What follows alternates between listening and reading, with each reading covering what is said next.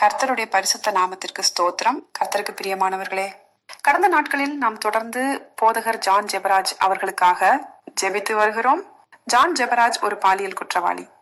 அவருக்காக ஏன் ஜெபிக்கிறீர்கள் என்று தொடர்ந்து மிரட்டல்கள் வந்து கொண்டிருக்கிறது.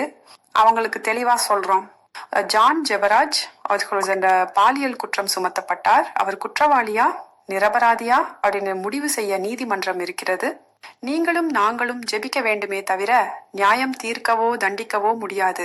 அது மட்டுமல்ல, ஜான் ஜெபராஜ் அவர்களுக்காக நியாயம் கேட்டு வீதியில் இறங்கி போராட பல ஊழிய குடும்பங்கள், கிறிஸ்தவ இயக்கங்கள் தன்னிச்சையாக போராட துவங்கி விட்டார்கள். காரணம், ஜான் ஜெபராஜ் அவர்கள் மீது அவதூறு பரப்பி அவருடைய ஊழிய வாழ்க்கையை அழிக்க நினைக்கிறார்கள். எந்த ஒரு ஊழியருக்கோ சபைகளுக்கோ பிரச்சனை என்றால் அவர்களுக்காக குரல் கொடுப்பதும் ஜெபிப்பதும் கிறிஸ்தவர்களுடைய கடமையாகும். எனவே எந்த மிரட்டலுக்கும் நாம் அஞ்சாமல் தொடர்ந்து ஜெபிப்போம். விரைவில் தேவன் ஜான் ஜெபராஜ் அவர்களுக்கு அற்புதம் செய்வார். கர்த்தருடைய நாமம் மகிமைப்படுவதாக.